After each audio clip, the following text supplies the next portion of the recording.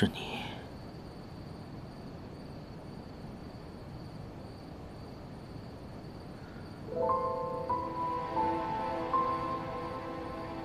已经送我的东西，为何要拿走？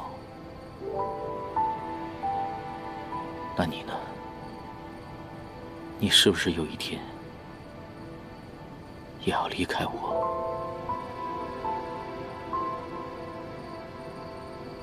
你为何不说话？莫非这又是梦境？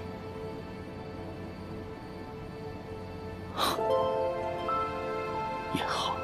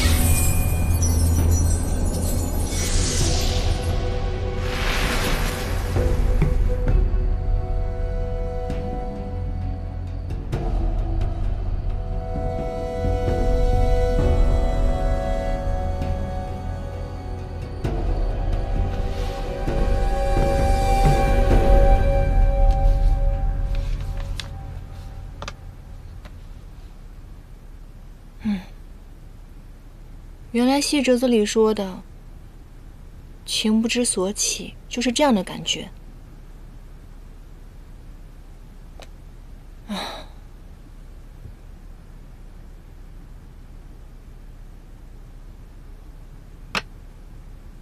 严丹，你冷静一下，到底在想什么呀？你是一只妖，人家是捉妖师，你们两个本来就没有任何可能。况且人家心中已经有一个梦中人了，论刻骨铭心的程度，你也比不上人家。无论是过去、现在，还是等他到天上以后，你们俩早晚都会分开的。你冷静一下，清醒起来好不好？这可能就是将臣说的体悟吧。总之，你不能像那些女孩子一样为爱犯傻犯痴。记住现在的感觉，有了这份体验，你一定能够写出更好、更感人的折子戏。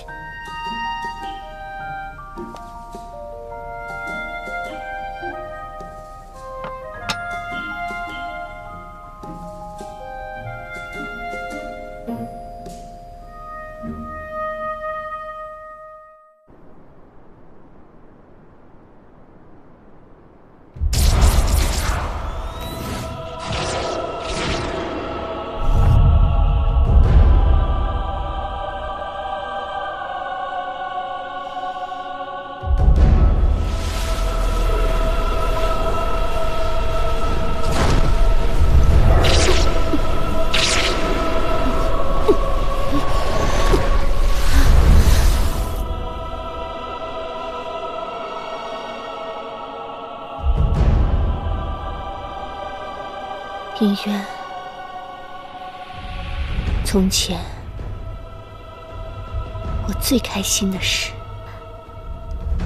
就是跪侍在你座下，即使卑微至此，你又何曾多看我一眼？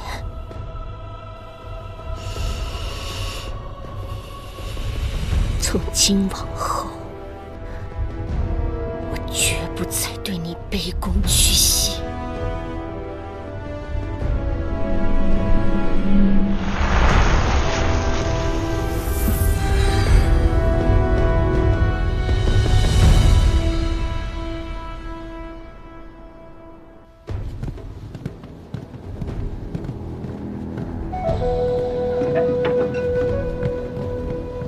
哎，人呢？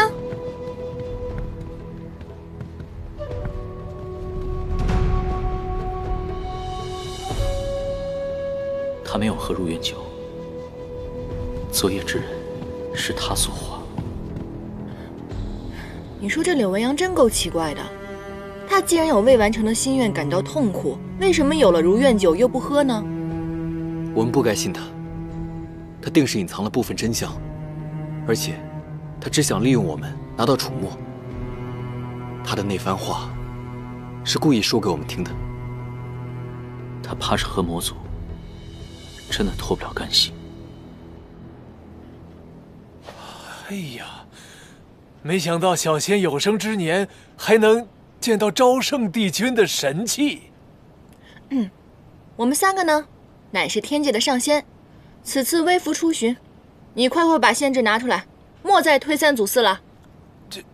不过都说这4大神器在大战中陨落了，不知是怎么到了3位的手中啊？帝尊怎么可能让帝君之物遗留在凡间呢？已经找到了，只是没有声张，你不知道也属正常。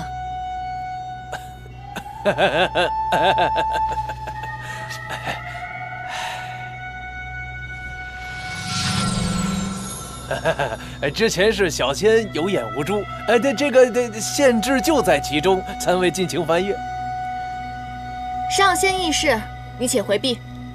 对了，帮我们沏壶好茶过来，走吧。小仙这就去。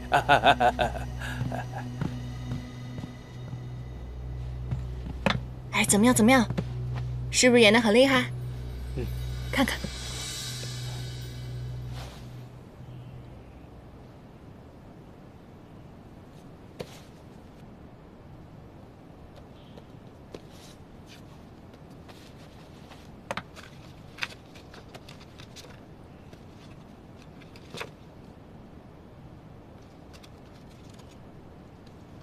长生帝君为杀邪神，以楚墨封魔像，断邪神力量之供给。这个柳维阳既然可以从魔像当中吸取万魔之力，为何还要偷楚墨？之前我听救我的那个小仙说过，楚墨可是万物生，在邪神殿里，大家也确实能看得到，他能使枯木复苏。柳维阳一定是想利用楚墨来换回邪神，甚至换回在仙魔大战之中战死的所有魔族。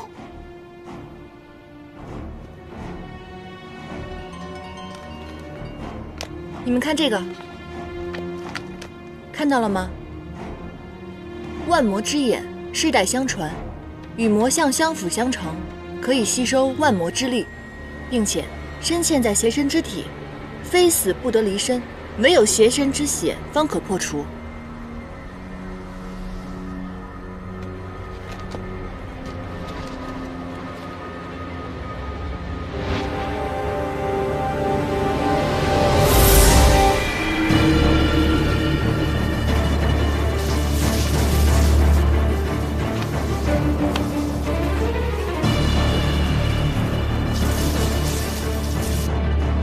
这确实是柳维阳胸前的印记。你看，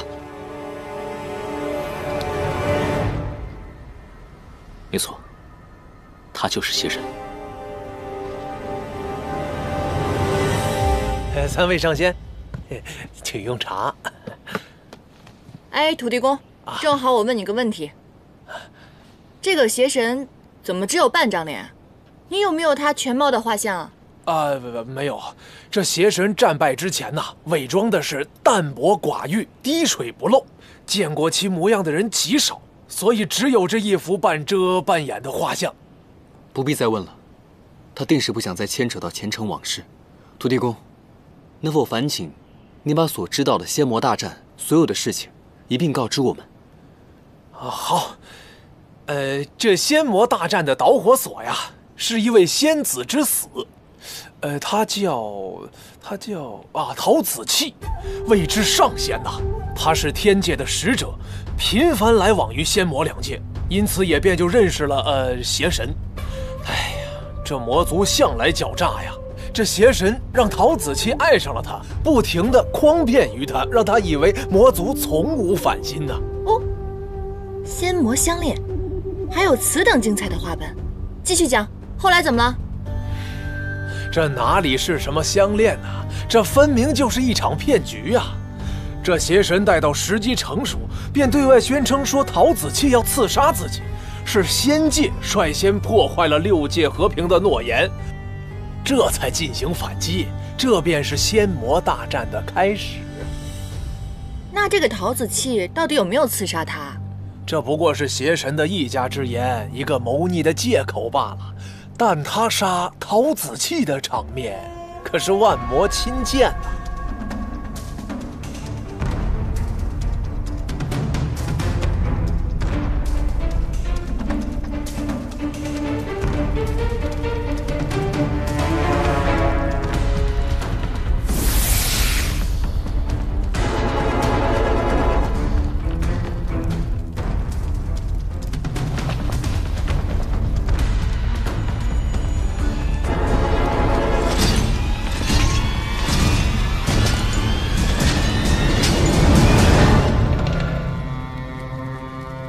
先祖昏庸无能，一直忌惮我魔族势力。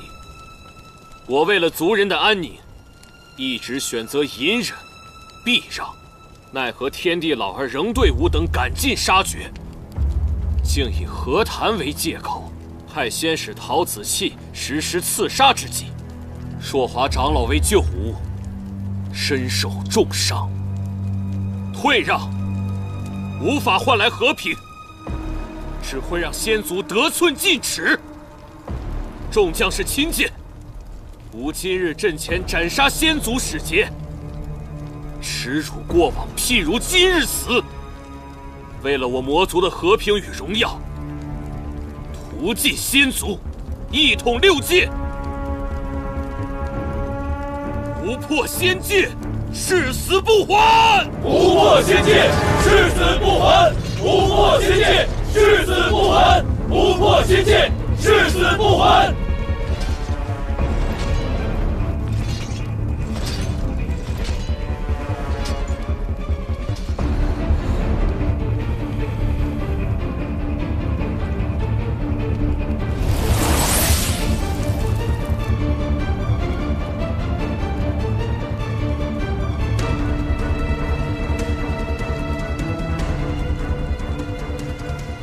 陶子气，你还有何话要说？你我之间已无话可说。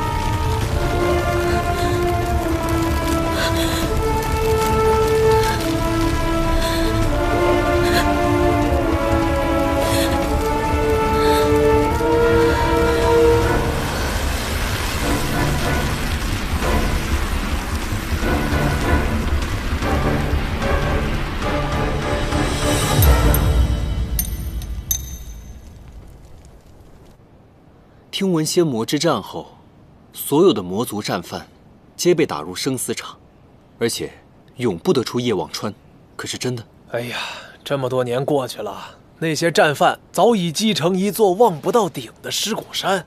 这魔族战败之后，元气大伤啊！虽还保有魔界部分领地，但也不成气候了。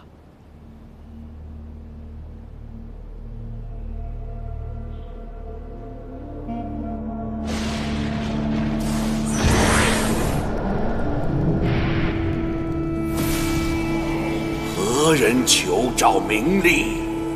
先天界妙法阁掌事，特求焚心之火，名利加持，重修气灵。半人半妖，若得加持，可能经得住名利反噬。大仇在身，死亦无惧，何惧反噬之苦？求者心诚，却灵力平平，有何法宝配与我供奉？我为帝君仙灵而来，承旨，我愿奉上半束仙力，待之。一身修为，自愿由你吞噬，死而无憾。甚好！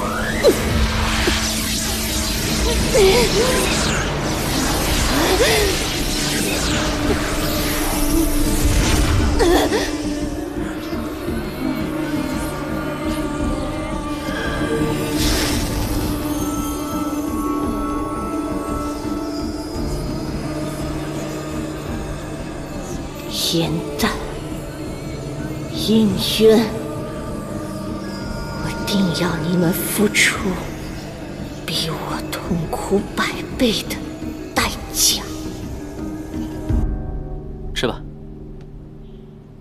这么丰盛，干嘛？担心我们明天去找柳微阳会九死一生啊？颜淡，若柳微阳真是邪神的话，他偷走楚墨，定是想以此凝聚魔族昔日兵马的魂魄，再次向天界发难。我跟唐周商量过了，此行异常的凶险，所以你留下等消息吧。唉，我就说你俩下午鬼鬼祟祟干嘛呢？想上来将我撇下呀？告诉你们，没门儿！要走一起走，要死一起死。我们3人当中呢，就属你灵力最弱了。这要是打起来，你就是拖后腿的那一个。哦，你怎么说话呢？我已经不是以前的跟班了，我现在每日都潜心的修行，我连火术都会了，我灵力更胜从前了，真的。好，你最厉害，行吧？当然了。颜淡，邪神有上神之力，我和于墨都未必是他的对手，我们前去阻止他，很有可能是有去无回，所以还是得需要你去帮忙，上报给天界。如果战事重启的话，3界很有可能会生灵涂炭。这果然就是个诀别宴，可我就是个莲花精，我哪上得了天呢？那个土地公是神仙啊，你们把这活交给他，让他去通风报信就好了。颜淡，我好歹浑身是宝，如果你们受伤了，我可以救你们。我们不是朋友吗？朋友之间就要患难与共，如果你们不带我也行啊，你们现在说不认我这个朋友就可以。喂，颜淡，依你便是。这就对了嘛。今天咱们多吃点，明日一早即刻启程。来，我把我的花童泪都给你了，你也来点。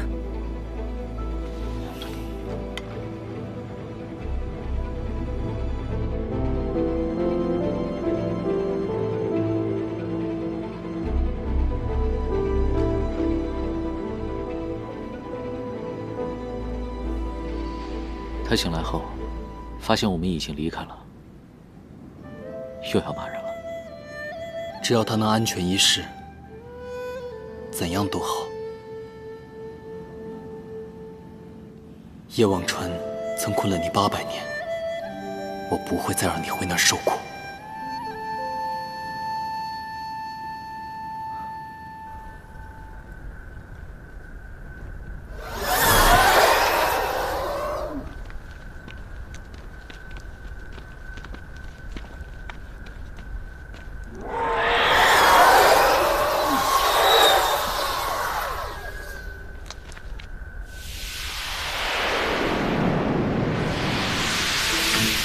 颜淡，你也太胡闹了！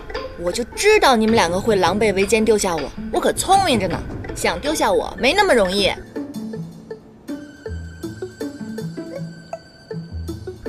拯救苍生这种载入史册的好事怎么能丢下我呢？兄弟们，一起吧！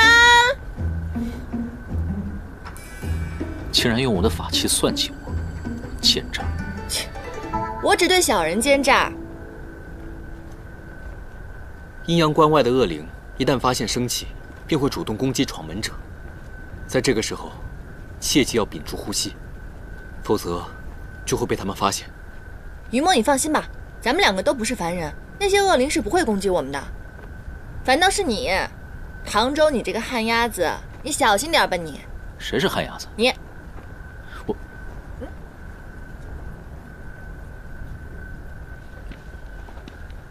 哎，云墨，进去的时候我直接收服了恶灵。不可，这些恶灵虽然阻挡了我们，但是也阻挡了想要逃出夜望川的妖邪们，所以不可尽数除去。哎，你们听到没有啊？听到了。小心！哎，别呼吸，别住啊！别动，别住了。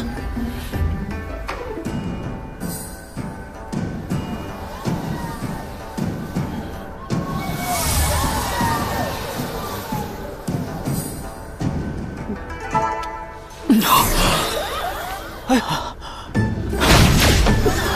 你是不是找死啊？我告诉让你别呼吸了，别住啊！别动！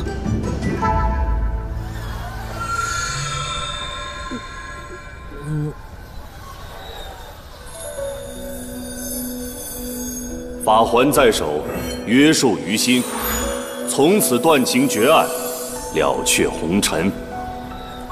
唐周的法环竟因为我而动。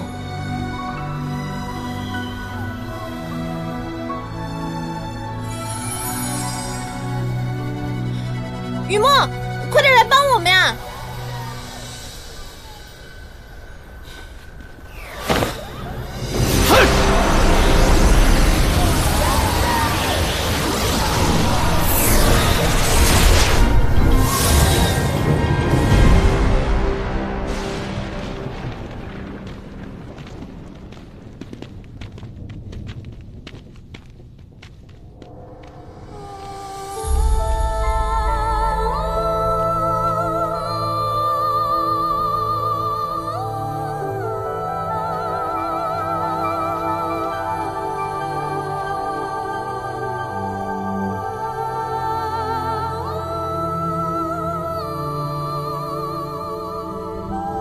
尸骨山应该就在前面了。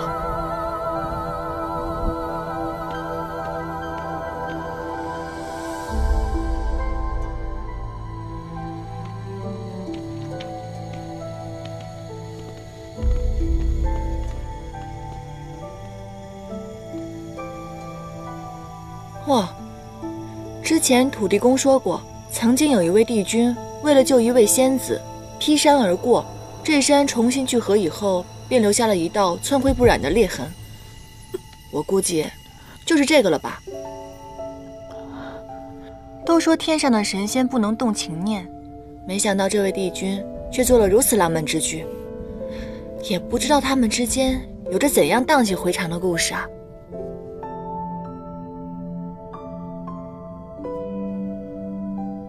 天条律法严苛，只不过是个悲情的故事罢了，不晓得也没有关系。现如今救人要紧，赶快上山吧。走吧。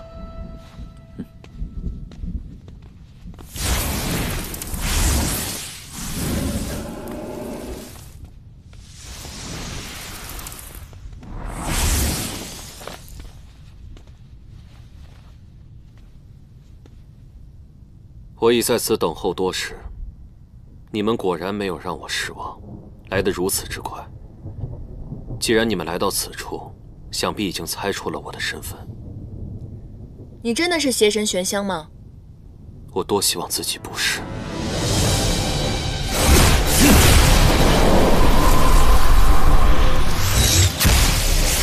离开魔像之后，我的邪神之力已经觉醒，但我却不想再重拾往日的枷锁。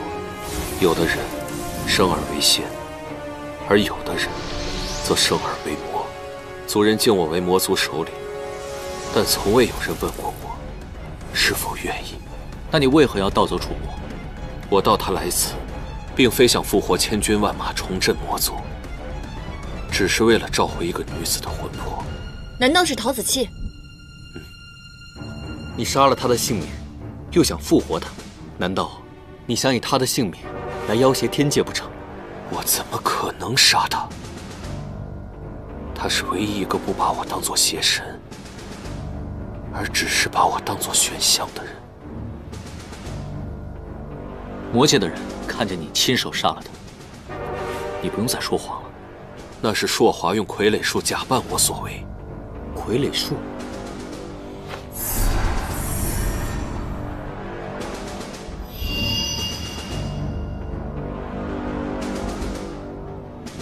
嘴巴可以骗人，但是记忆却无法遮掩。我因家族传习登上此位，又因生性淡泊无心征战，而逐渐被族中长老加工。我以为自己的无为而治，能带给族人和平，最终却纵容了长老们的勃勃野心。魔族一度陷入混战，长老们各自为政。你们在做什么？穷兵黩武。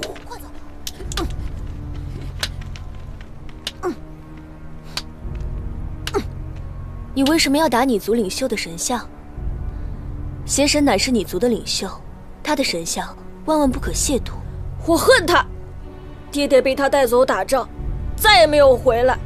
昨日哥哥也被带走了，阿娘病重，哥哥担心阿娘，偷偷跑回来看他，却被当成逃兵抓走。逃兵是要被杀掉的，我不想哥哥死。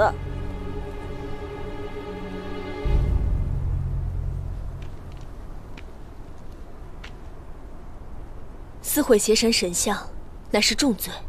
若你也被抓走了，你阿娘岂不是更加伤心难过？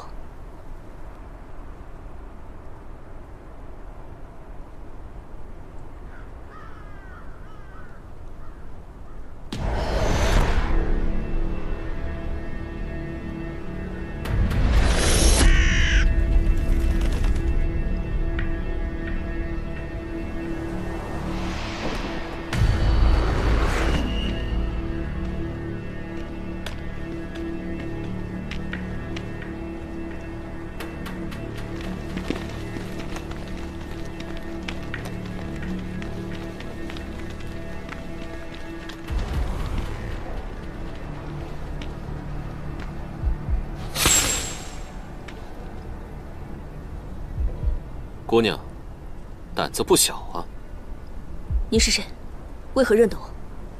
你乃仙界中人，为何要出手维护邪神的事项？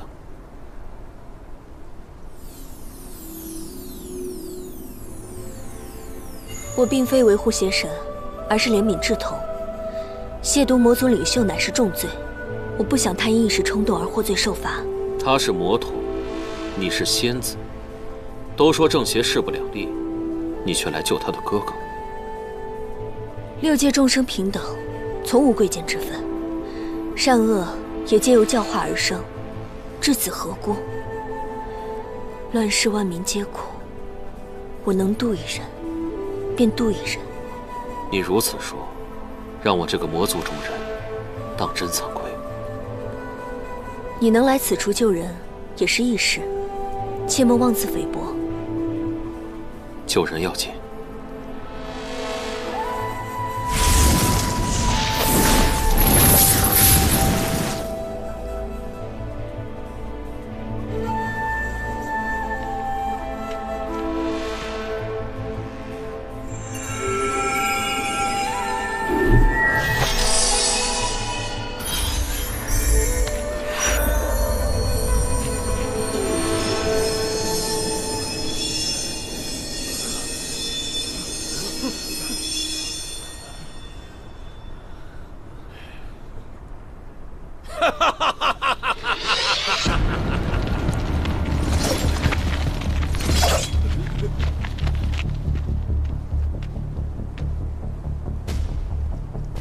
仙界使臣奔临我魔界，怎么悄无声息地跑到我这里来救人？莫不是仙界已经按捺不住性子，要跟我魔族一战了？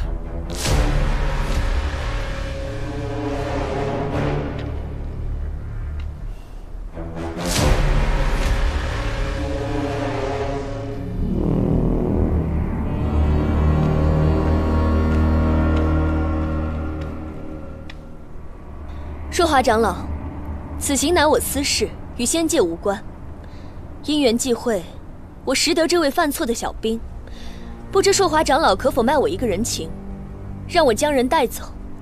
你一人口说无凭，我手下的这些兵将们，可都把你挑衅我魔族之举看在眼中了。如此说来，今日之事是无法善了了。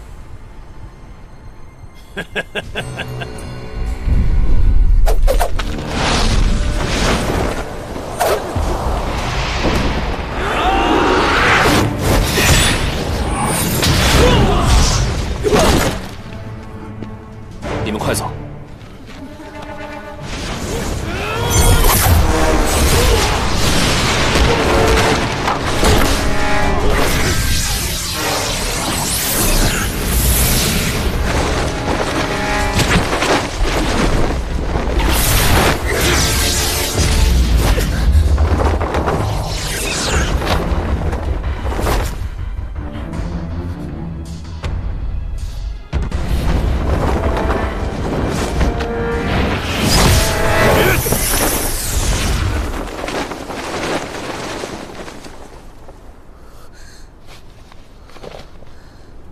我做邪神万年，从未被一个女子保护过。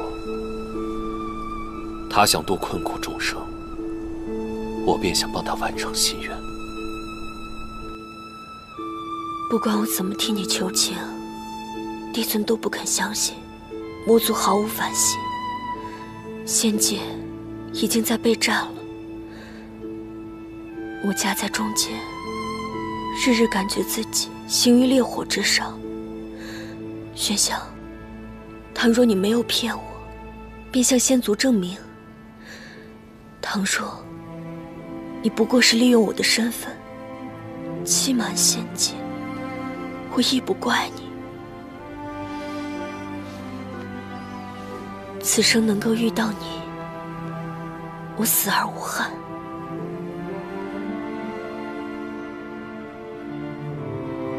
子期，我从未骗过你。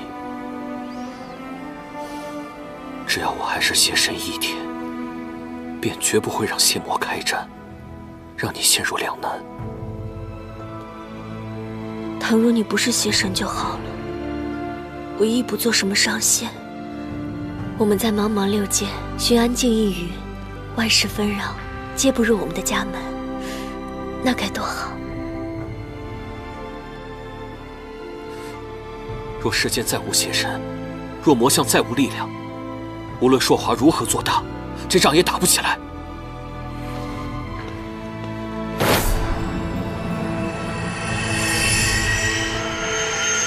你这是做什么？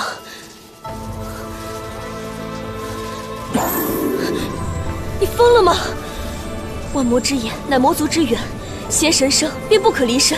倘若强行取出，不仅魔力会散去大半，还会因反噬之力，7日之内如同凡人一般。只有低阶的术法可以施展。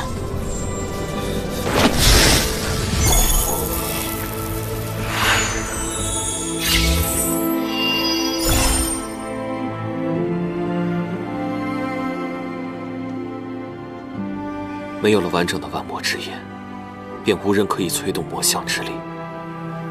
子期，明日我便拿着这条项链，去向九重天求亲。先是陶子期，你可愿嫁给魔族玄香为妻？从此仙魔联姻，再无硝烟。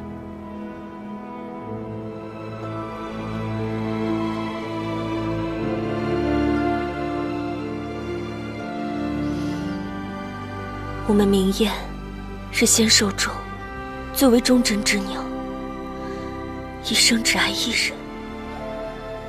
若生不能同亲，死必同果。千年万年，永志不渝。子期，我一定会好好保护你。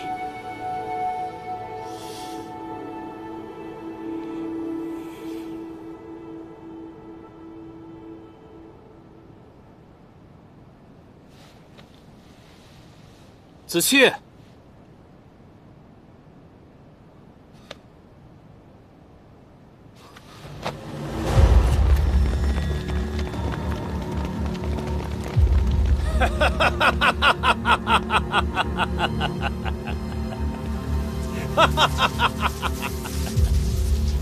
真的是要谢谢那个魅惑人心的陶子期呀！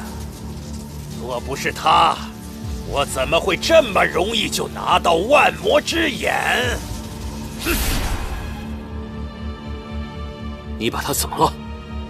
堂堂天选邪神，心中却只有小情小爱，真是可悲呀！魔族若让你继续统治下去，何时才是个头啊？如今，万魔之力皆在我手，我便是下一任邪神，仙族又有何惧？邪神这个位子，你若要便拿去。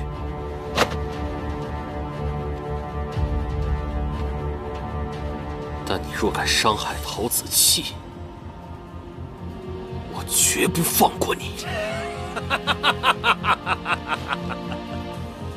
只要殿下，你乖乖的待在这儿，等我屠光了仙族，统一了6界，我自然会放殿下和那小仙子远走天涯。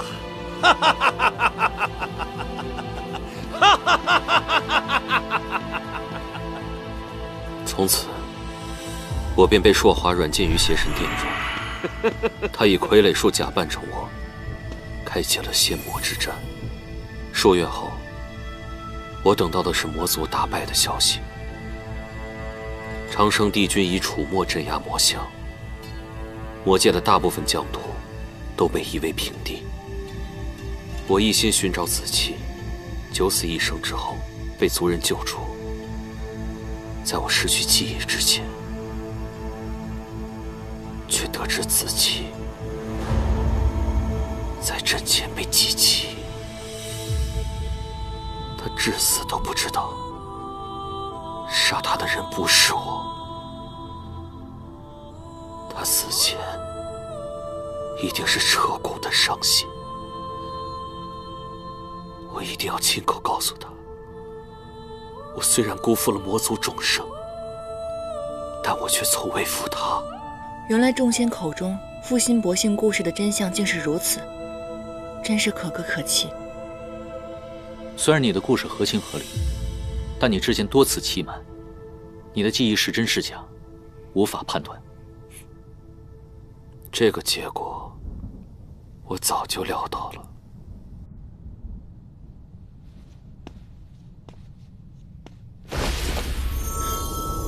你这是干什么？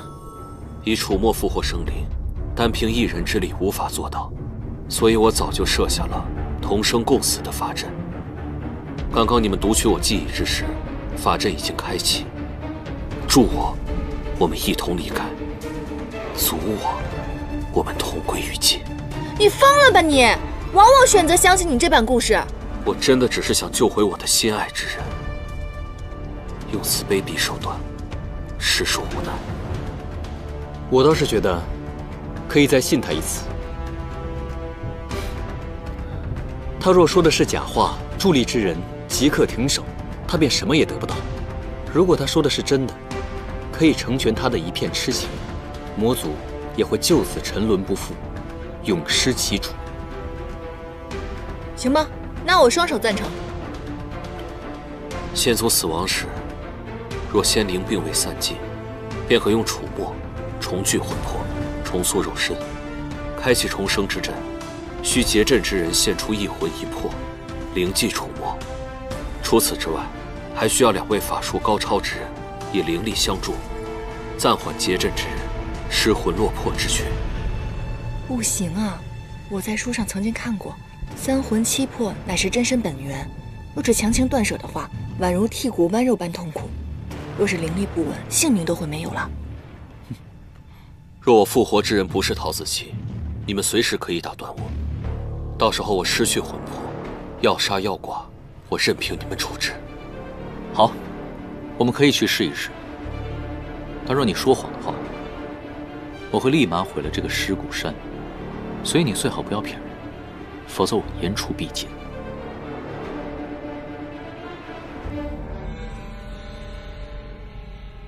可这尸骨山高不见顶的，茫茫白骨如海，你怎么找它的魂魄？子期一直佩戴着一只紫焰簪，那是天庭赐予他的恩赏。紫焰簪集至坚至美之物锻造而成，永不消散。子期十分珍视此簪，常常拿在手中把玩。只要我们能够找到此簪，便一定能重聚他的三魂七魄。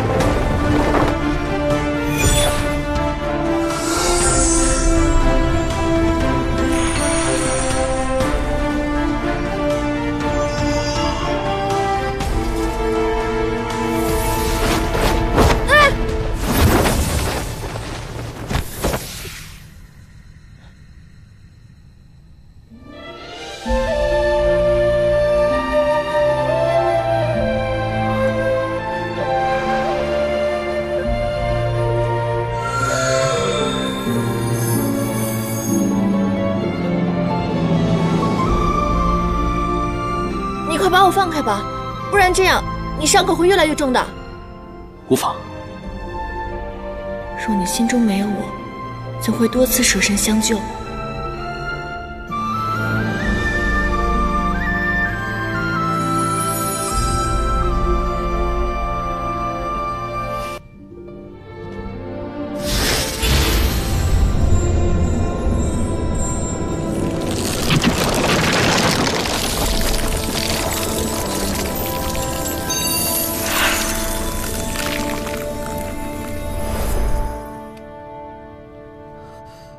找到了！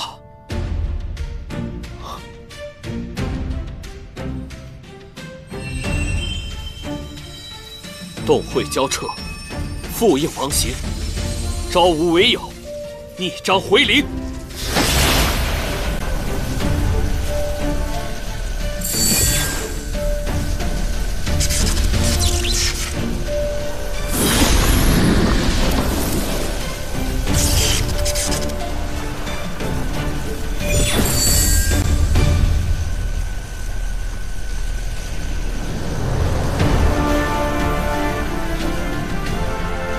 没事吧？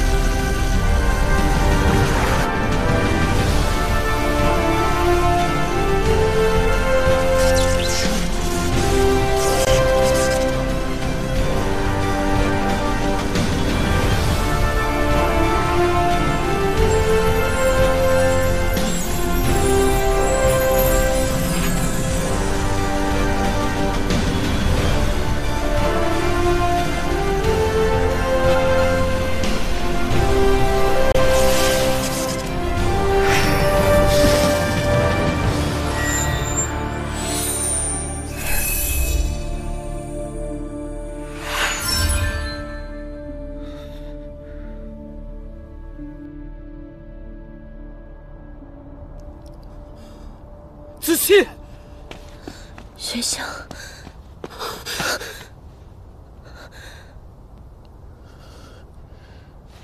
玄香，子期，我不是已经死了吗？怎么会在这儿啊？千年前，在阵前杀你的不是我。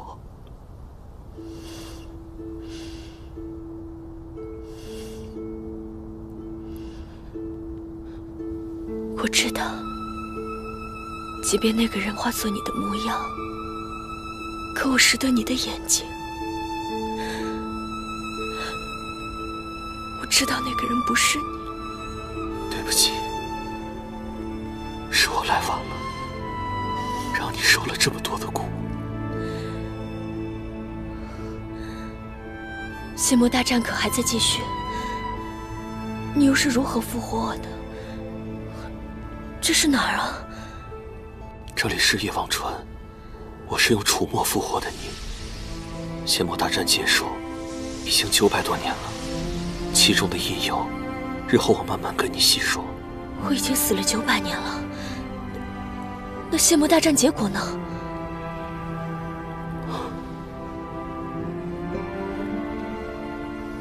你放心吧，最后仙界获胜了。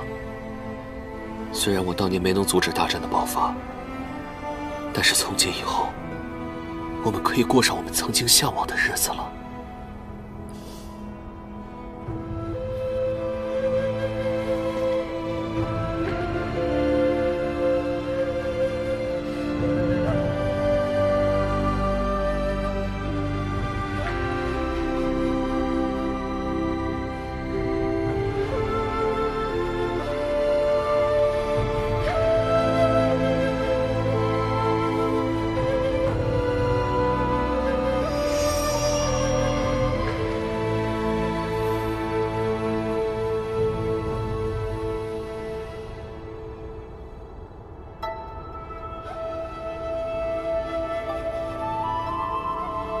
就算唐州有一位梦中人又如何？往日已逝，当下才是最可贵的。情由心生，有心便避无可避，不如面对。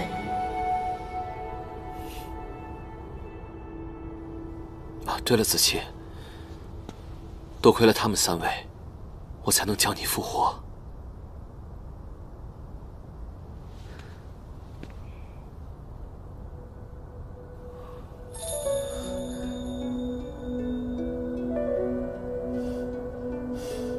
多谢3位的救命之恩。不必客气，都是柳微阳的执着，才换回了你。虽说历尽磨难，好在终成眷属，恭喜你们！恭喜啊，桃姐姐，我可以这样称呼你吧？我叫严淡。你们的故事比我看过的任何画本都要感动，我可不可以将你们的故事写进我的画本里啊？若是有一日能够演出的话，一定非常的精彩，名扬四海。哦，当然了。贵宾席我一定会给你们2位留的，到时候一定要记得来看啊！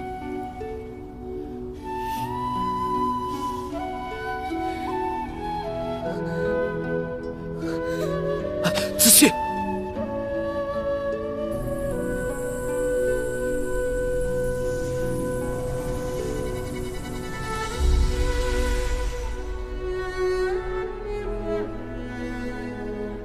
子期虽然恢复了人身，但是魂魄困在尸骨山太久，阴气过重。一会儿我便要带他离开，你们也不可再次久留。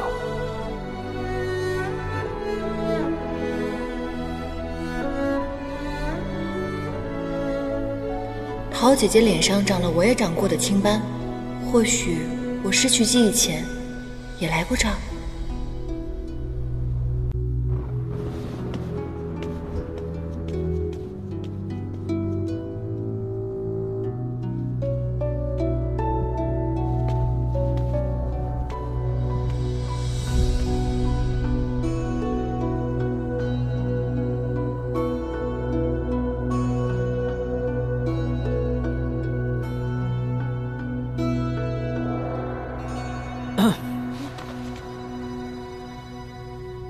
这果然是个小妖怪，到了哪里都不安分。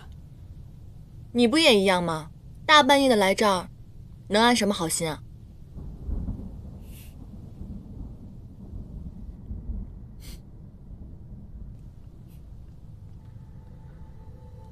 这明明是你自己好奇想出来的，怎么，现在又不高兴了？我也不知道，我感觉我看到这儿，就觉得心里怪怪的，而且总是不受控制似的。之前来到岸边，看到好多人提着灯渡川，我也有一种似曾相识的感觉。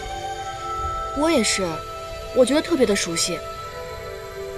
这个地方我之前在魔像中见过，当时我一个人，手里拎着灯，在那儿渡川水，又冷又热，灯里的火不停地往我身上窜。你说，会不会就在此处，我们失去了记忆？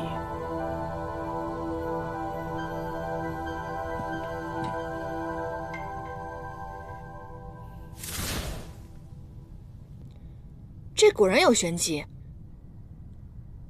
我知道了，怪不得渡川的人会提着它，这是明火。谁被这么一烧，哪敢不忘记过去的事情呢？若是我的话，我估计我1天就给忘了。没骨气，我相信一定会有人，哪怕烈火焚身，也不会忘记的。所以，你才念念不忘你的梦中人吗？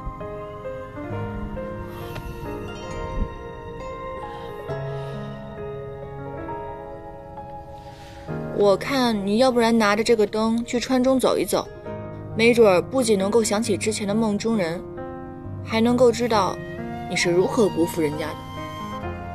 你就那么想让我记起过去啊？你是不敢面对过去，还是不愿面对过去？难不成你以前真的有辜负过一个女子？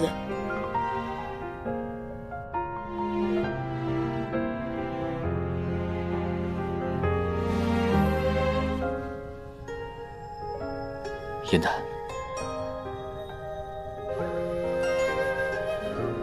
你也是没有回忆的人。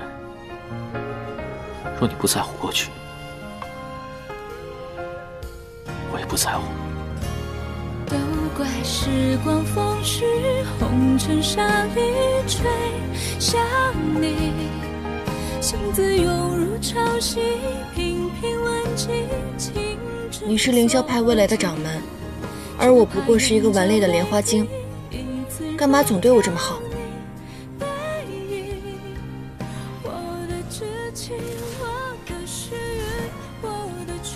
法环在手，约束于心。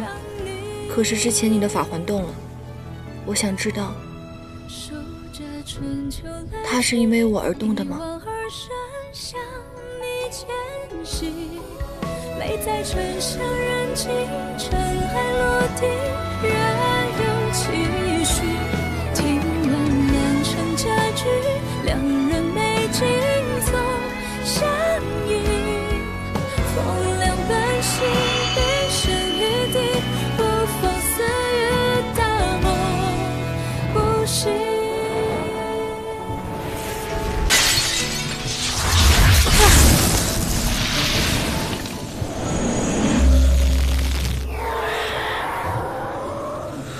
唐周，你怎么了？你别过来，快走！我不走，你没事。快走！我要控制不住我自己了，快走！我来帮你动气。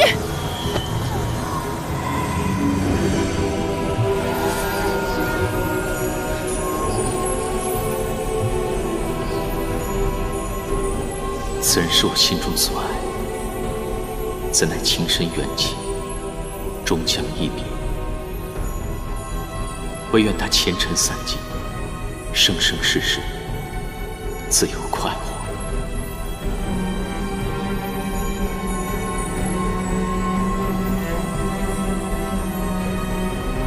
你回来了。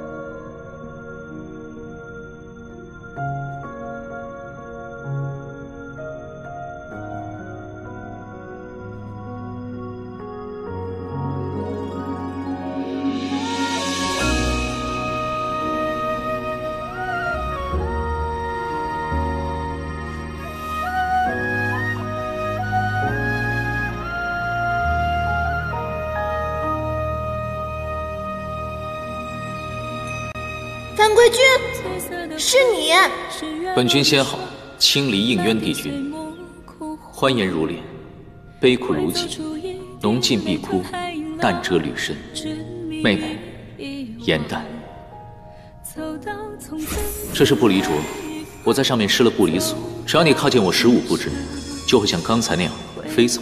我问你，如果有一天我动了情，可是我没有伤害任何人，没有做错任何事情，你会杀了我吗？我会杀了你。聪明如你，下棋若是死局，那便要抽身离去，否则伤人伤己。无论是在延续天宫，还是在地崖的茅草屋中，无论何时、何地、何情，你有没有过片刻的动心？我已心绪苍生，再也容不下旁人。这世间的种种痛楚，我都尝试过，剜心、违行，了无桥下死神之痛，灵火灼灼焚心之苦，皆不若一次心死。我定要相忘，绝不回头。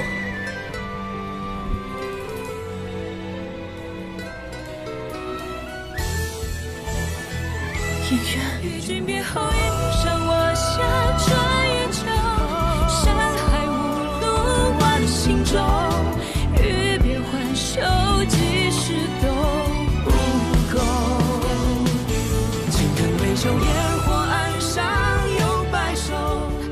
颜淡，方才是我神志不清，对不起啊，你不要过来，不要过来。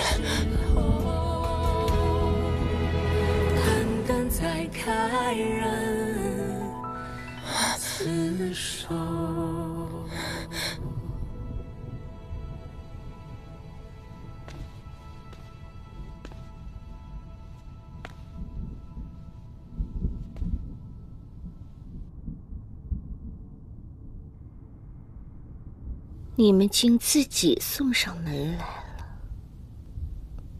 哼！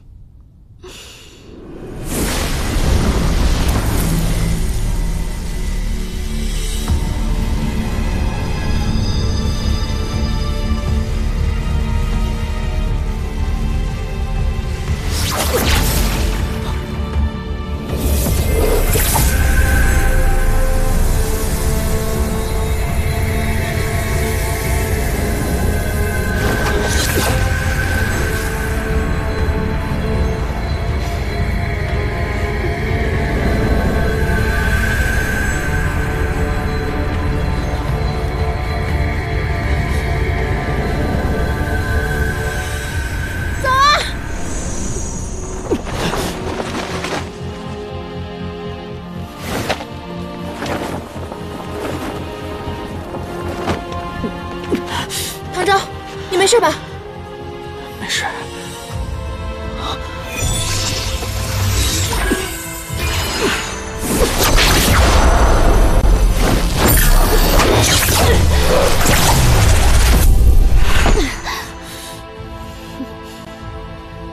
尚德，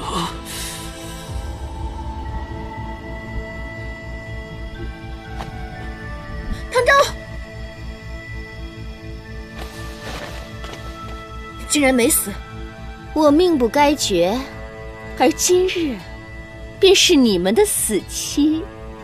再这样下去，他仙衣尽碎，我便能得到帝君的仙灵。你们不是难舍难分吗？那不如一同去死吧。银灯，天界凡间，你就这般不依不饶吗？你竟恢复了记忆，哼，甚好。那我便让你们死个明白。颜淡，看到帝君根本不记得你，你的心痛吗？啊，差差点忘了，你只有半颗心了，那应该没有我的痛吧？为了一个根本不爱你的人，把自己折腾成这番模样，你到现在都不清醒吗？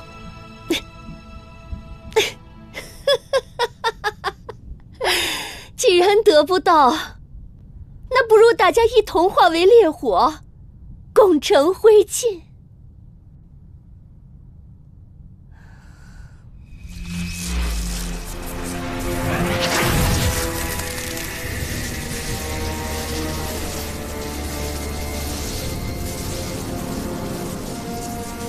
你的灵力当中，怎么会有花精族之灵？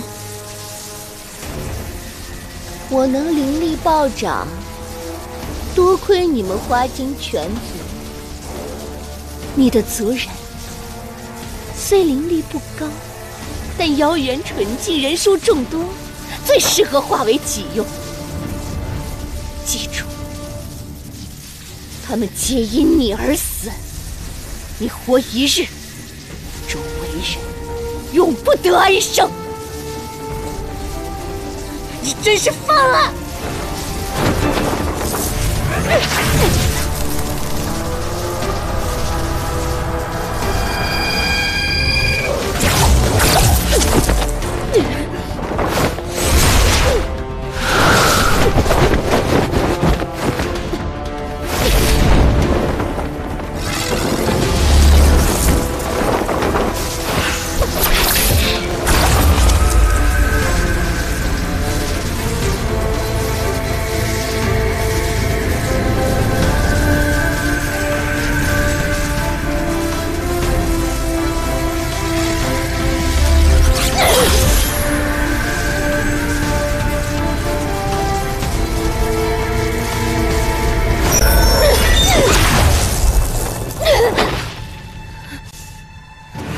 我已经恢复了天界的记忆，我自然也可以用天界的仙法对付你。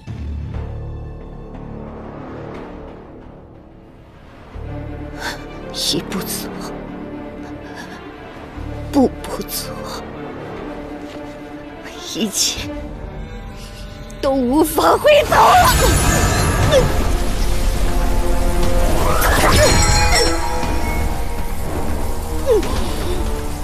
你杀我全族，残害帝君，挑唆我与芷溪反目成仇，你害我2次上天星台，今日我便让你一并偿还！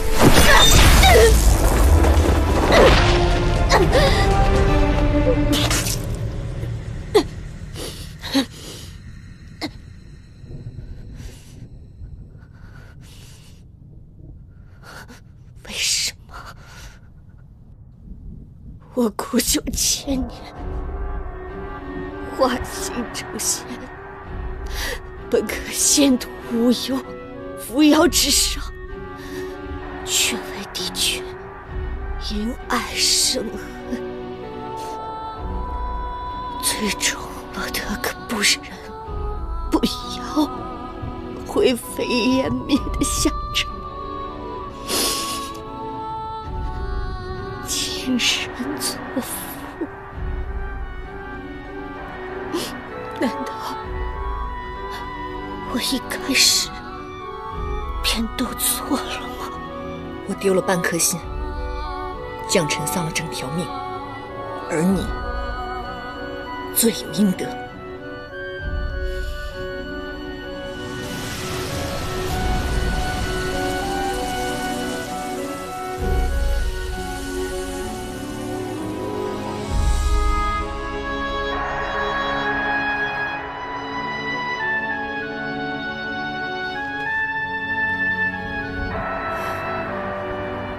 颜淡啊，颜淡，你真没用。无论是天界凡间，你竟都爱上了他。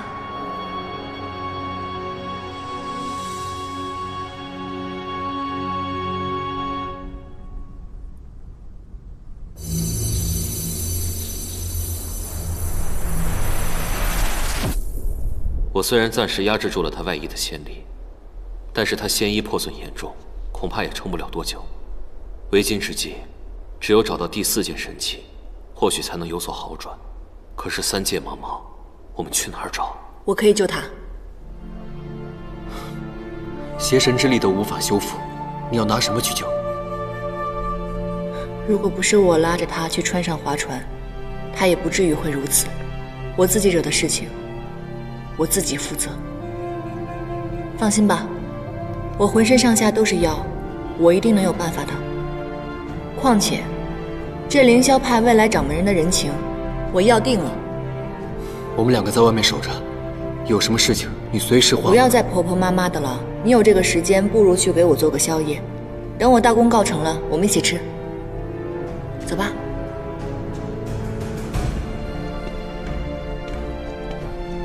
颜丹，若有事随时唤我。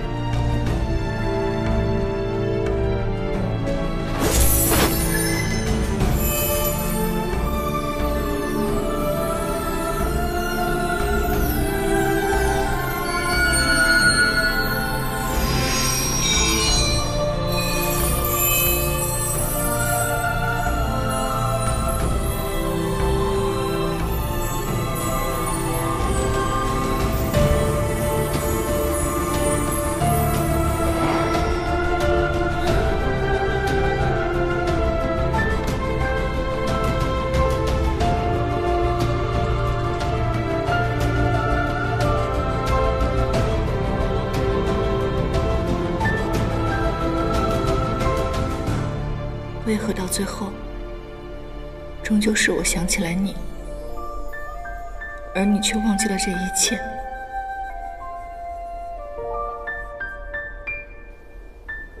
罢了，反正你也欠我这么多了，那就一直欠下去吧。颜丹，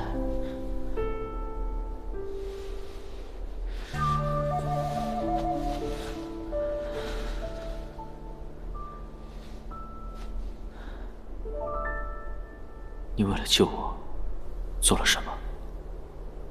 没什么，不过是几片花瓣而已。你既然醒了，好好休息，我先走了。圣德呢？方才你打斗，可有受伤？楚墨不愧是一个很好的神器，我用它已经除掉圣德了，他已经死了。原来你这么厉害，往日真是我小瞧你了。叶楠，方才在船上的那些话，方才我想问的问题，我已经不想知道答案了。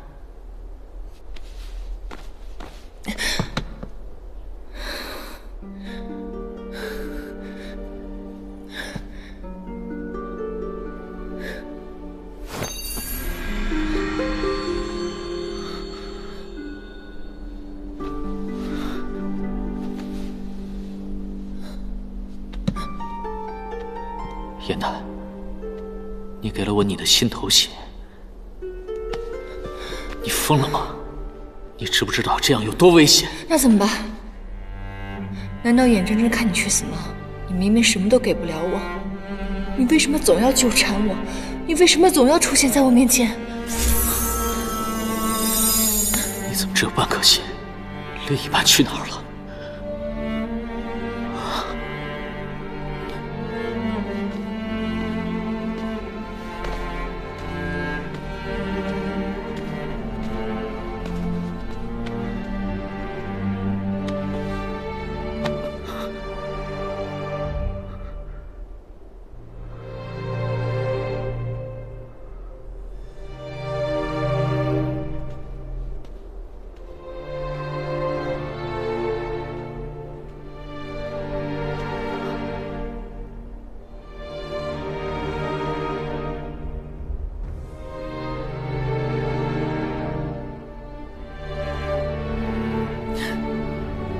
这东西竟然从天上跟到了凡间，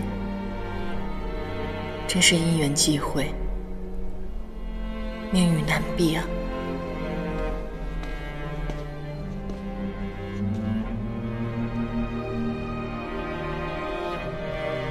林青，我特意给你做了宵夜，趁热吃了吧。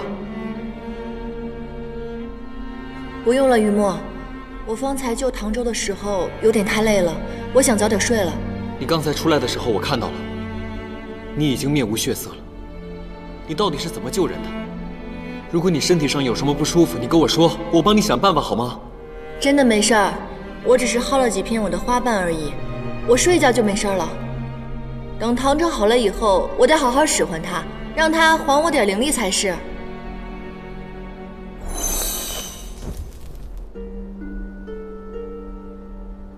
好了，我要睡了，你也早点休息吧。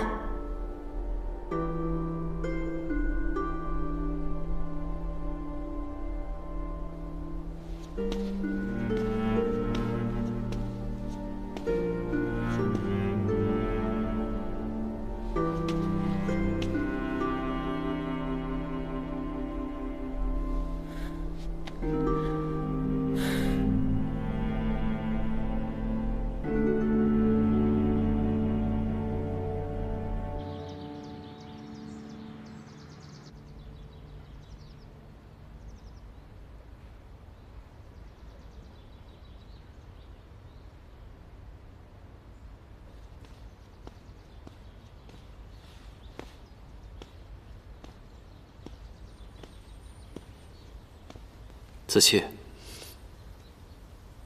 你脸上的青斑都已经消除了，看来尸骨山的阴气已除，但是你的魂魄刚刚归体，有些不稳定，需要调理些时日。来，这是我亲手为你熬的药汤。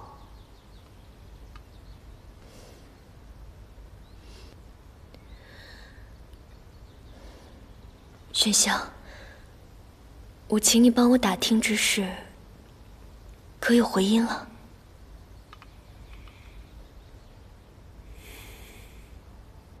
仙魔大战中，34个仙族灭族，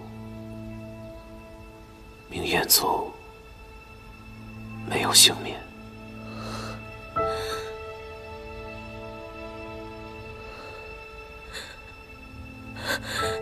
我的族人可有入神观里，荣耀下葬？明焰族中了埋伏，尸骨无存。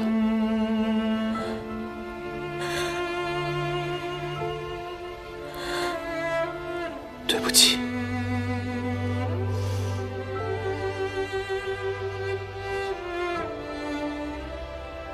这支紫焰簪是我刚升仙阶时，我的恩师基督星君还清赐予我。他说此簪坚硬无比，代表着天界对我的信任和我对天界的责任。即便我当初选择了你，可我从来也没有背叛过仙族。你没有。是我将自己的失误亲自递到了硕华手上，是我的自私，成为了仙魔大战的始作俑者。玄香，我们回不去了。子期，生死都可以跨越，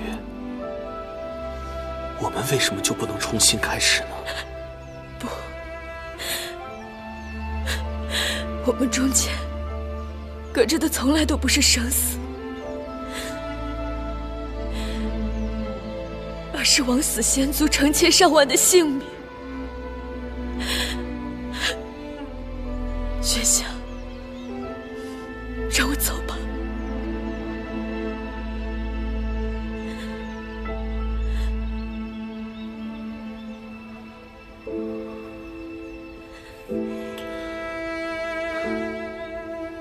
子期，就算你要走，也等你身体好点了再说，好吗？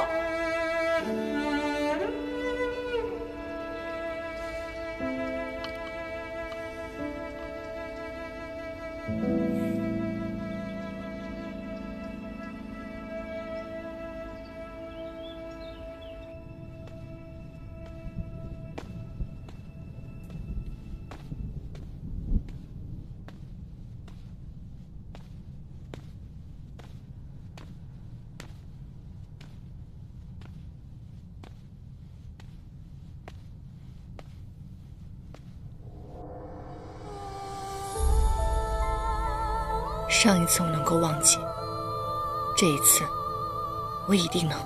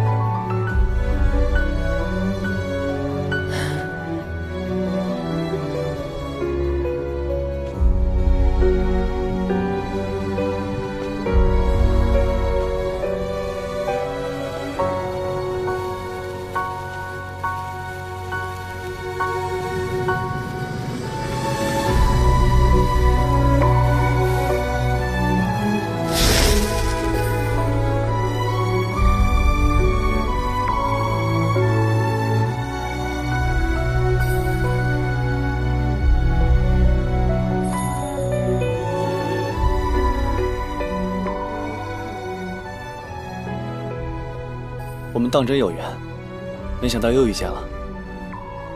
这些年，你过得可好？过得挺好啊。那你如何又来到了此地啊？还不是你这忘川水的效果实在太差了。明明已经顺利渡川，忘记了前尘，这如今又都想起来了。我独守夜忘川万年，每个渡川者于我而言都是过客，唯有你，伴了我800年。我在心里早已把你当成我唯一的朋友。有些事，我觉得还是应该告诉你。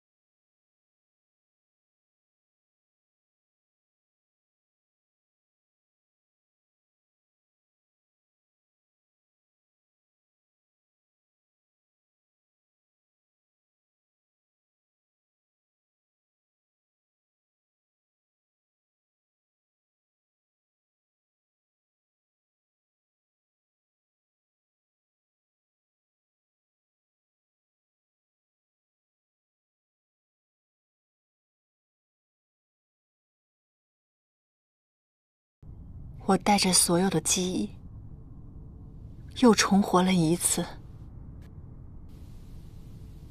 你既然可以放下我，我也一定可以放下你。即使忘不掉，我也要断情绝爱。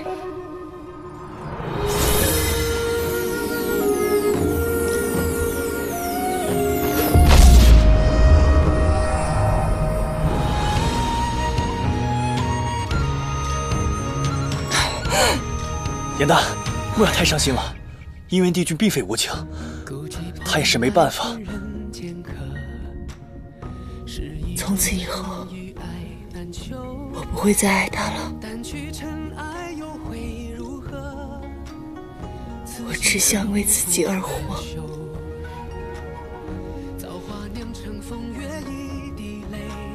谢谢你，乙藏。万劫终不会再流到掌间来回。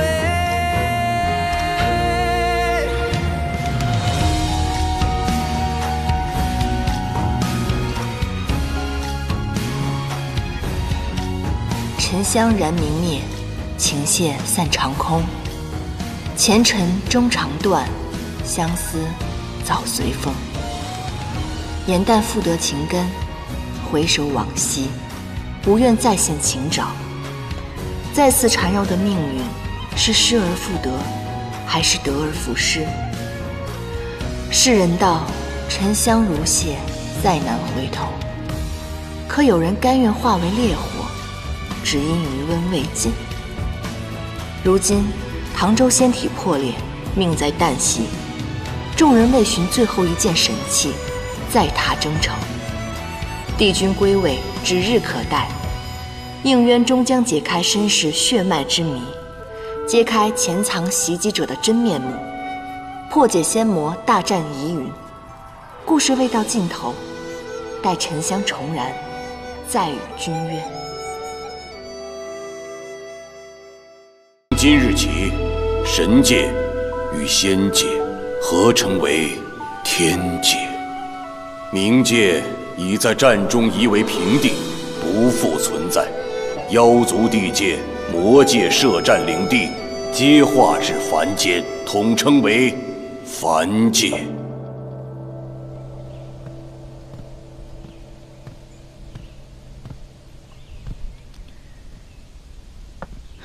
本以为陶姑娘离开你会心情不佳，没想到你倒挺想得开啊。离她伤好离开还有段日子，你放心，我一定会想尽办法把她留下的。哎，对了，我教你的仙法可学会了？以西书，三大神器已嵌入我体内，猎魂之症也好转了许多。神器嵌体，以后哪怕是我也没办法偷走了，除非是你爱上了哪个姑娘，自个儿掏出来送人。不过那也算是装美事了。唐昭，若不是你拿到楚墨，我也不会与子期重逢。我们是朋友，有什么话但说无妨。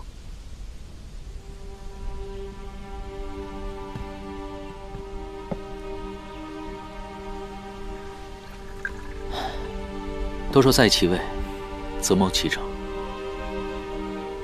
你身为上神，又是魔族之首，却为了一人而舍万民，那你可有过自责吗？我当然自责。身为邪神，魔界被夷为平地，魔族人被杀被赶之时，我何尝不心痛愧疚？可我给不了族人想要的，而我想要的唯有自己。可你和陶姑娘身份悬殊，如今这魔族仙族万千条性命又横在你们中间，你们牺牲了那么多，难道不怕事与愿违吗？1000年前，我与他皆从未惧怕过，因为我们觉得只要自己问心无愧，那么旁人的责难与眼光都不算什么。可如今，他因为自责，不敢面对我们这段感情，想要逃避。我一定要把他拉回来。既然决定放弃责任，选择心中所爱，就一定要坚持到底，不然的话，就都辜负了。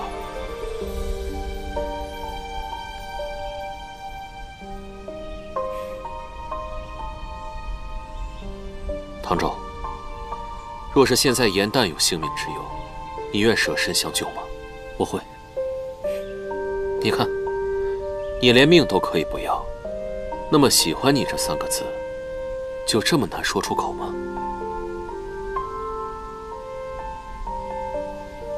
我是捉妖师，未来凌霄派的掌门人，须得断情绝爱。况且，人要殊途，或许是殊途同归呢。无论身处何界，身为何族，有心便有情。你身为凡人，应该知道凡人的一生非常短暂。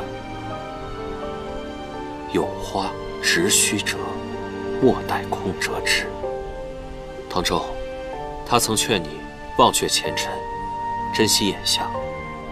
可是何为前尘呢？就是有一日，你遇见了一个人，眼前的一切都黯淡无光。不要再犹豫了，不然的话，你肯定要追悔莫及。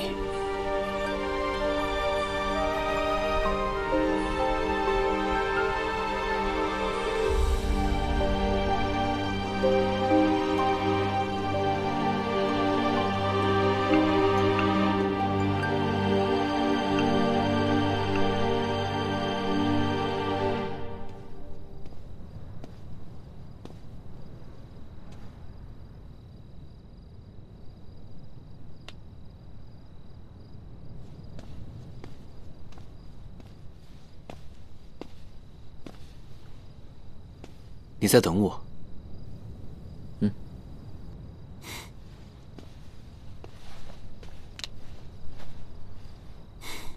你要同我说的这句话，与严旦有关吧？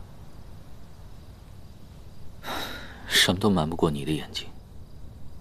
柳未央与陶姑娘的感情，令人触动。我也不想再逃避了。无论严旦如何看我，我都会告诉他我的心意。可是你是凌霄派的继承人，就算你愿意面对自己的内心，但是你同门的师兄弟，他们会同意吗？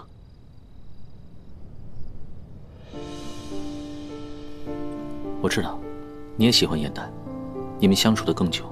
可是严旦是妖的身份，如果他的身份被别人发现了，你知道这个问题的后果有多严重吗？而这个后果，你可能承担。我希望你深思熟虑之后再做决定，前提是你不许伤害严旦。你放心，师门恩怨，我定会妥善处理。我绝对不会让严旦受到一点点的伤害。在你历难结束之后，你要返回天界做你的上仙，而严旦怎么办？无论我是什么样的身份，我都会保护好的。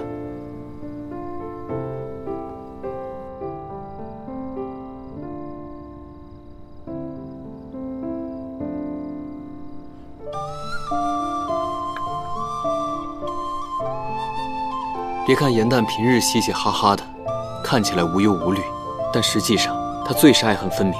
他若只把你当朋友，你对他的情愫只会让他更加难过。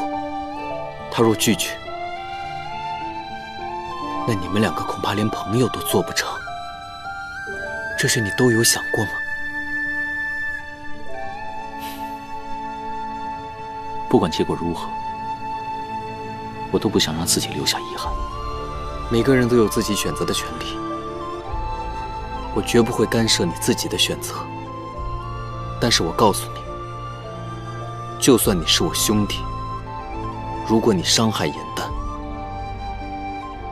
我绝不会饶你。谢谢你对严旦的呵护。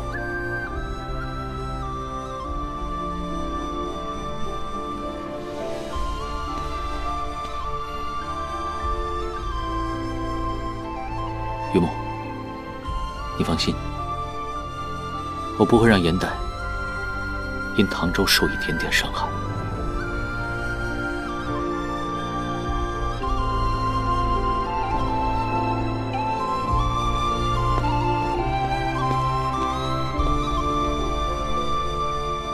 严丹，因为怕失去你，我一直不敢说的话，有人要先对你说了。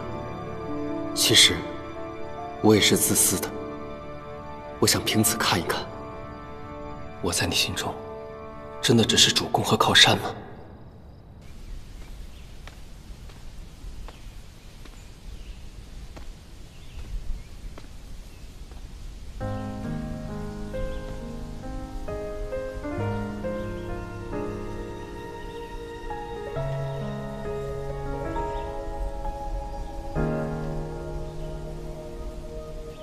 做一粒多少发黄的心，碧落无趣到流泪的人间去，却以为常有四海的雨，尘埃如洗，难过欢喜都轻易的忘记。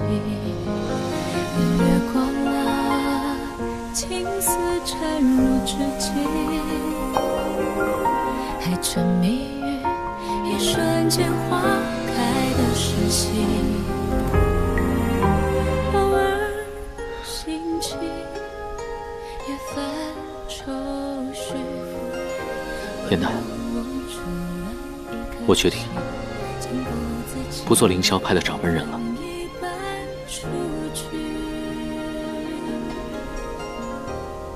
过往数十年，我都在为师门的道义而活。可现在，我只想为我自己活一次。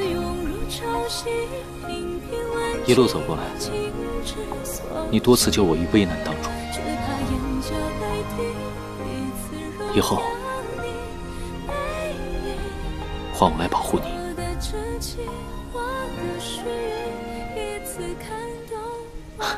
其实，我第一次见你的时候，你还挺烦人的。但是，别说了，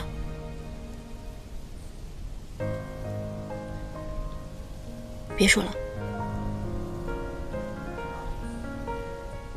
我知道，我们之间曾有过诸多误解偏见，但如今我的寤寐思服，辗转反侧。这所有的一切都是为了你，此身，此心，已许苍生，再容不下旁人。以前不悔，日后亦是永绝。应渊，你永远都不会放下责任的。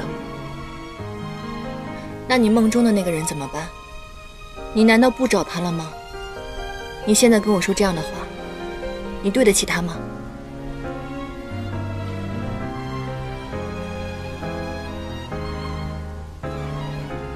梦境为虚，眼见为实。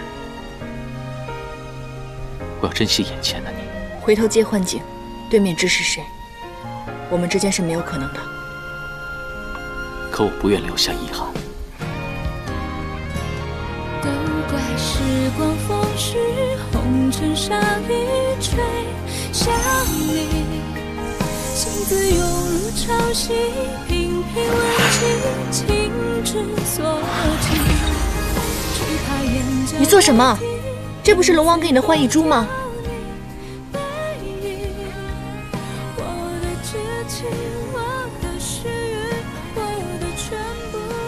碎珠为证，过往种种，就让它过去吧。守着春秋来去，一往而深，向你迁徙。泪在醇香燃尽，尘埃落定，仍有期许。我愿将过去的一切，化成这漫天繁星，送给你。不放岁月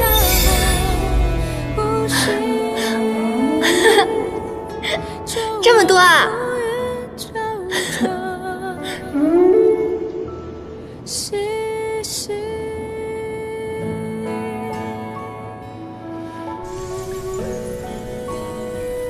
结星星，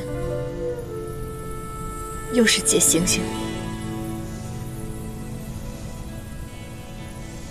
当日的流星，不过是满天星幻化的障眼法，而今日，只是夜明珠的粉末碎片。假的，都是假的，成真不了。可我的心是真的。可你这颗真心我不想要了。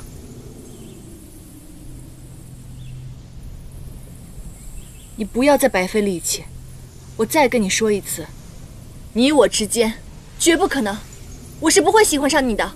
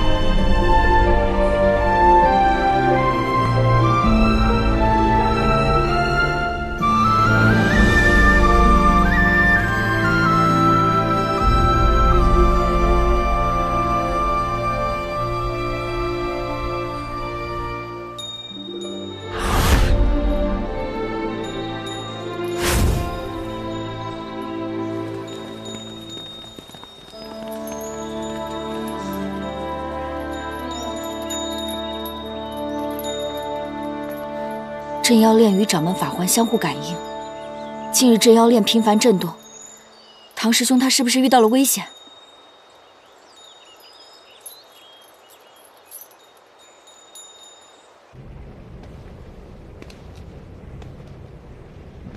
你说要借我家的魔象地火一用，原来就是用来烤鸡呀！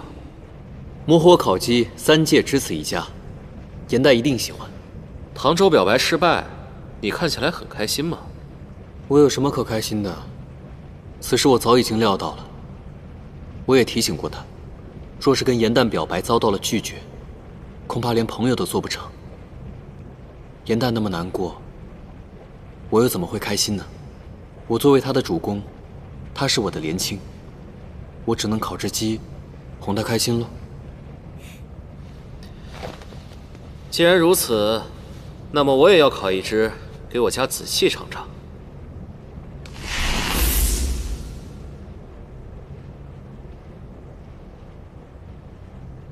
刘洋，我一直有个问题想问你。福双因一个法术，把自己变成了老人，这个法术就是传说中的傀儡术，对吗？正是。那是只有魔族的人能习得此术吗？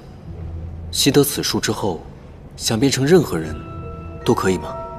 傀儡术和别的法术不太一样，任何人都可以习之，但是此术乃是我魔族顶级秘术，除了我，只有几位长老们会使用。那此法术与凡人的易容术有何区别？以傀儡术变身，无论面容、身形还是声音、气味，都一模一样。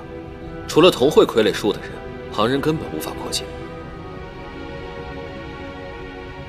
那昔日仙魔大战，你有没有觉得其中有何隐情？朔华虽然有邪神之力，但是4帝君同时出战，怎么可能伤得如此惨烈？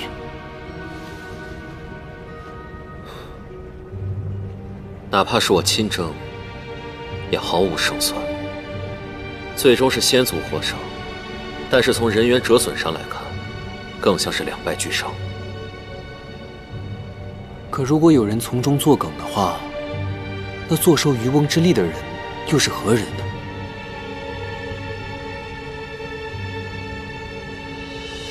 冥界被夷为平地，妖族被迫与人族同居一界，魔界几近消亡。仙界与天界合并后，也元气大伤。这么一看，无人获利啊！会不会是你想多了？但愿如此吧。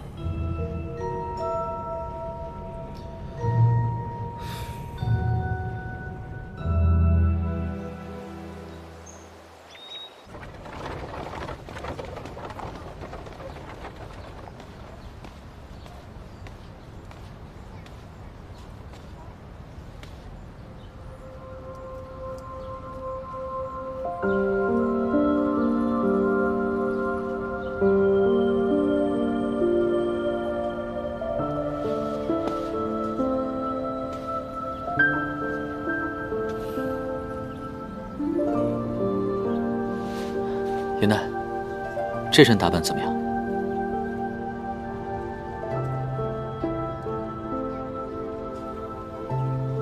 啊，那个，我不会下棋，我知你艺术超群，你可否教我？我以后不会再下棋了。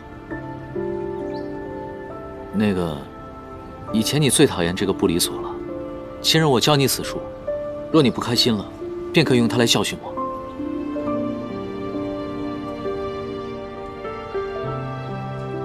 唐周，我已经不需要了。还有，我非常讨厌你这身衣服。若以后你再敢穿着它出现在我面前，我见一次烧一次。柳阳，你到底是在帮我还是在害我？那个严旦，你别误会。这个衣服是柳微阳选的。哎，严旦，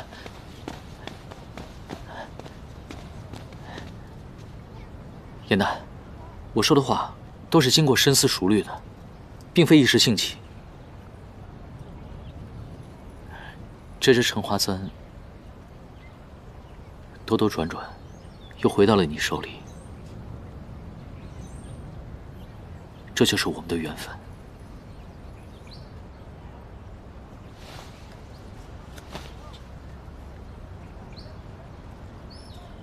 沉香早已燃尽，就算有缘，我们终究还是无分。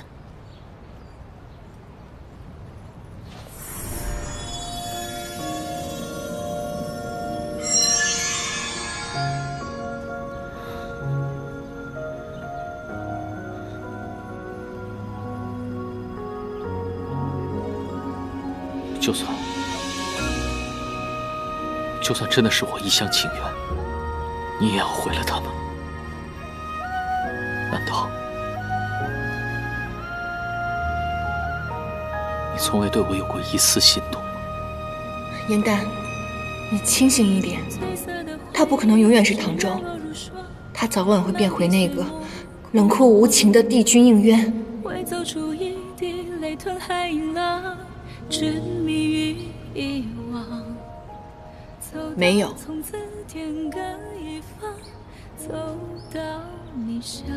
明日我便会离开神霄宫，还请你将这不离镯解下。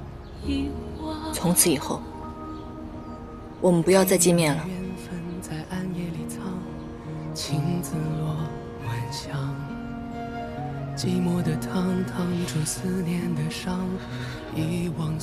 可我不想让你离开。长痛不如短痛，解开吧。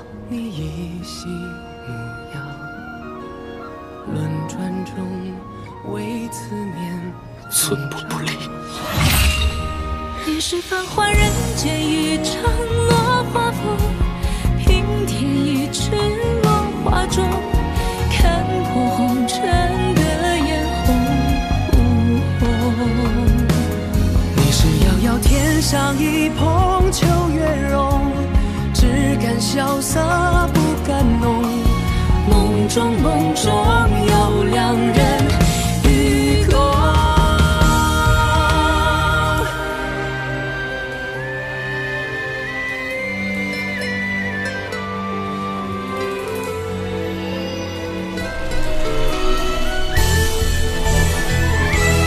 与君别后，一晌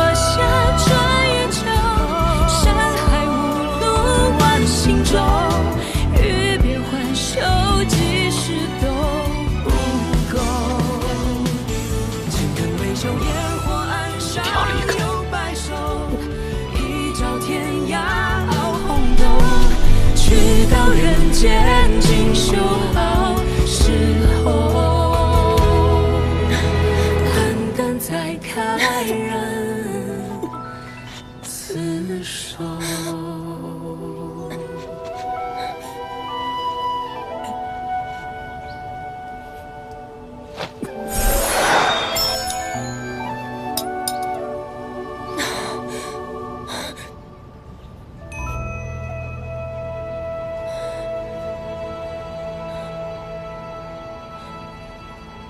杜仙，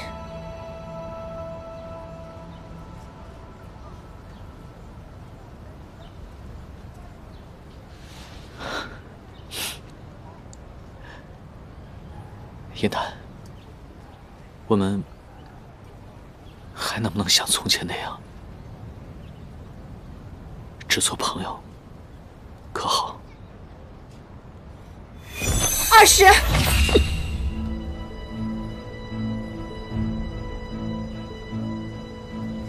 你怎么会下不离所的禁止？因为我和柳维阳一样，已经找回了记忆。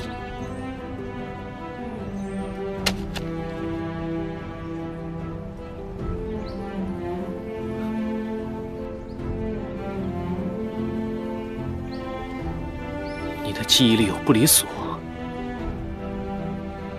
难道你的过去与我丢失的记忆有关？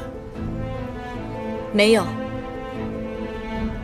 我曾经也在天界待过，但那个时候，你是高高在上的帝君，而我只是一个微不足道的仙士。你我之间从来毫无关系。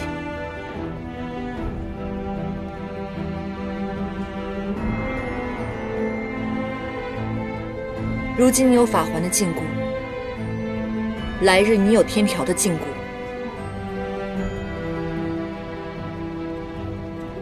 你不要忘记了，你此次下凡，只是来历练，你早晚都会回去的。我不愿意做神仙，我只想留在这里。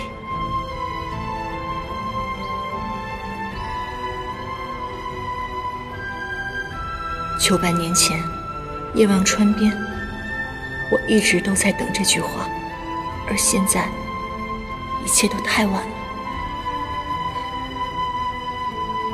你之所以这样说，是因为你现在是凡人唐周，等到有一日你变回了帝君，你便不会这样选择。做不到的事情，不要轻易许诺。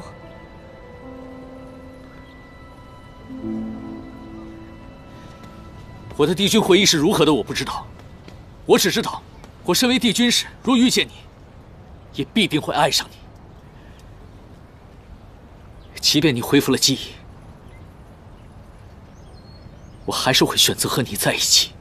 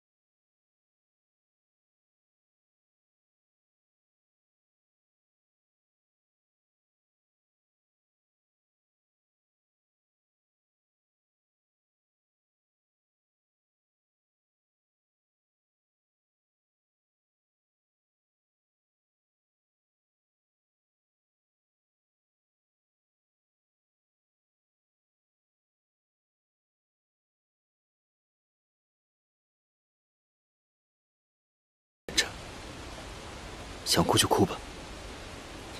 说起来，我还真的挺倒霉的。这一次，竟又爱上了同一个人。圣德之所以想杀我，现在我也知道了，他竟然是银灯。但是我也挺庆幸，还好我没有变成他那般执念跟疯魔。放心吧，虽然我现在已经全都记起来了，可是我已经不是以前的颜淡了。对于我而言，情爱已经不是我人生中的全部了。有句话我必须要说：前尘过往，误会良多。其实，在你第2次上天刑台的时候，应渊已经让火德元帅准备了免责天书，就算你到了天刑台，你也不会受火刑的。他从未想过伤害你。其实我无法原谅的，并不是他送我去天刑台，而是他亲手抹去了我们的记忆，让我忘记了过去。不过这些都已经不重要了。你是否怪我隐瞒了你的过去？正是因为你的隐瞒，这些年来我在耶兰山才能够无忧无虑的生活啊。于墨，我现在终于知道了，原来你就是那条差点被我砸死的小黑鱼啊。我问你，你是不是因为我来到凡界才失去一只龙角的？不是，是因为敖轩发现了我的真实身份，才离开的九重天。龙角也是因他而断。遇到紫菱那日，我正在被他追杀。不信你去问紫菱。当初我还是余身时，你也并没有砸到我呀。在那个时候，正值我化为人形的关键时刻，命悬一线，所以看起来奄奄一息。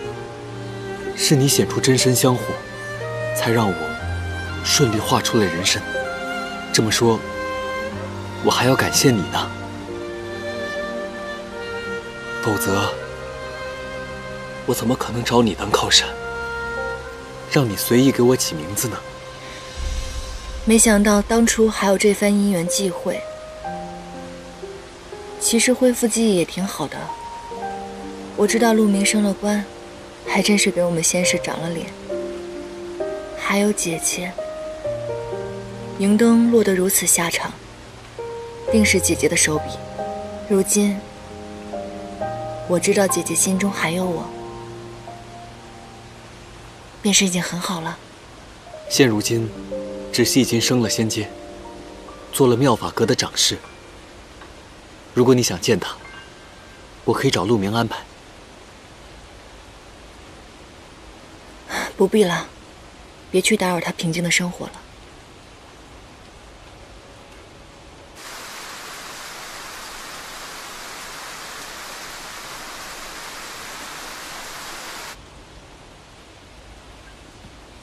颜淡，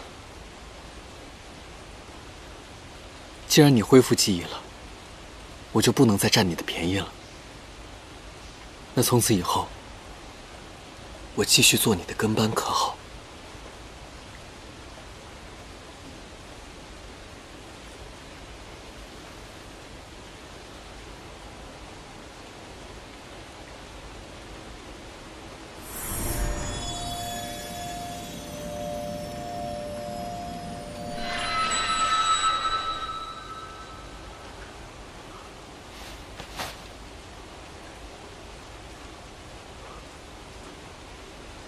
这是你送给我的印记，你凭什么抹去呢？于墨，我现在既已恢复记忆了，我没有办法继续上演主公年轻的戏码。我欠你的太多了，我真的不知道我该如何还清。你在说什么？我们两个之间有什么亏欠？你是我靠山，我是你跟班，这是天经地义的事。我们曾说过，要有福同享，有难同当。救七族，一诺千金，我怎么可能抛下你不管？可正因为你是我的朋友，我才不能再连累你了。于墨，也许现在对我来说，离开才是最好的选择。我不能再占用你的人生了。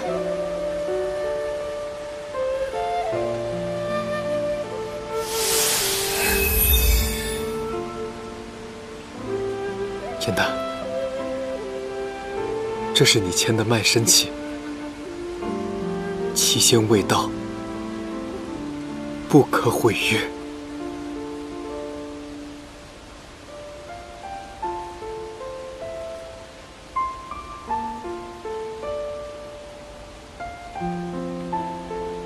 对不起。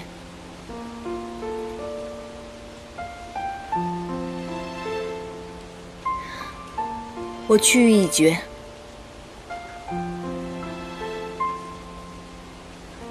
明日以后，我们各奔东西。来，今夜让我们不醉不归。